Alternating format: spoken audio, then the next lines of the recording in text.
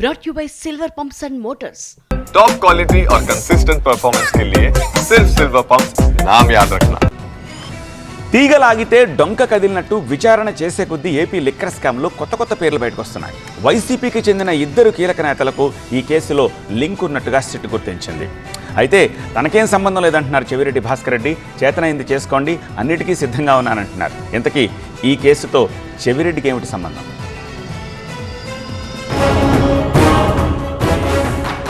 YCP హయాంలో liquor scam ఎలా జరిగింది, ఎవరి చేతుల్లోకి డబ్బులు వెళ్లాయి, ఎవరెవరికి ఇందులో సంబంధం ఉంది అనే దానిపై వాస్తవాలు నిగ్గు తేల్చే పనిలో పడింది సిట్. ముఖ్య నేతలకు లింక్ ఉన్నట్టు గుర్తించిన సిట్ ఓ వైసీపీ నేత గన్మెన్ గిరితో పాటు మరో నాయకుడి డ్రైవర్ రజనీకాంత్ను, రాజ్ కేసిరెడ్డి డ్రైవర్ శ్రీకాంత్ను ఇటీవల ప్రశ్నించింది.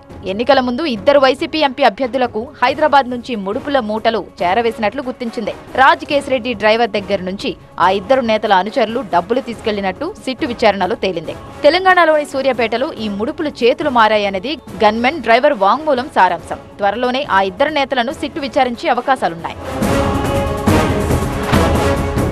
అయితే ఈ కేసులో విచారణను తప్పుబట్టారు మాజీ ఎమ్మెల్యే చెవిరెడ్డి భాస్కర్ రెడ్డి. తనకు గన్మెన్ గా పనిచేసిన గిరి అనే కానిస్టేబుల్ ను శ్రీకాకుళం నుంచి తీసుకొచ్చి 5 రోజుల పాటు నిర్బంధించారని ఆరోపించారు. 250 కోట్ల తరలింపులో చెవిరెడ్డి పాత్ర ఉన్నట్టు ఒప్పుకోవాలంటూ చిత్రహింసలు పెట్టి తప్పుడు వాంగ్మూలం తీసుకున్నారని ఆరోపించారు. సిబ్బందులను బెదిరించి తప్పుడు కేసులు పెట్టే ప్రయత్నం చేస్తున్నారు. మీ మనస్సాక్షి ఉందా ఎక్కడైనా? మీకు 200 నుంచి 250 కోట్లు చెవిరెడ్డి భాస్కర్ రెడ్డి ఇచ్చేశారని, ట్రాన్స్పోర్ట్ చేశారని, రవాణా చేశారు, రకరకాలుగా అతని చేత రాయించే ప్రయత్నం చేశారు. ఇది కాకుండా మళ్ళీ ఫ్యూచర్ అవసరపడుతుందని కొన్ని వైట్ పేపర్లు కూడా సంతకాలు తీసుకున్నారంట. ఏమి రాసుకుంటారు రాసుకోండి. లిక్కర్ స్కామ్ తో తనకు ఎలాంటి సంబంధం లేదన్నారు చెవిరెడ్డి భాస్కర్ రెడ్డి. కావాలంటే అరెస్టు చేసుకోండి, అంతేగాని తన అనుచరులను మాత్రం ఇబ్బంది పెట్టొద్దన్నారు. జైలుకి పంపాలనుకుంటే, భాస్కర్ రెడ్డి నీకు టార్గెట్ కావాలనుకుంటే నేను మీ అందరి సమక్షంలో చెప్తున్నా, నన్ను ఎతకవలసిన అవసరం ఎవరికి లేదు. నా ఫోన్ ఆపు చేయను, నేను ఎక్కడికి వెళ్ళను. తిరుపతి నుంచి రావడానికి 5-6 గంటలు మీ టైం పడుతుంది అరెస్ట్ చేయడానికంటే రేపు ఉదయాన్నే వచ్చి మీ చిట్ ఆఫీస్ ముందర ఒక రూమ్ తీసుకొని ఆ రూమ్లోనే పనుకుంటా. అరెస్ట్ చేసుకోండి.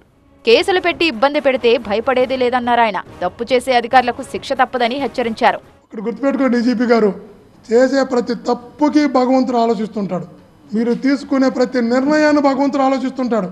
ఏ తప్పు చేయని వారికి, అమాయకులకు కేవలం ఆ పోస్టింగ్లో కూర్చోవడం కోసం మీరు తీసుకునే నిర్ణయాలన్నీ, ఆ పాపాలన్నీ మిమ్మల్ని, మీ కుటుంబాన్ని వెంటాడుతాయని గుర్తుపెట్టుకో.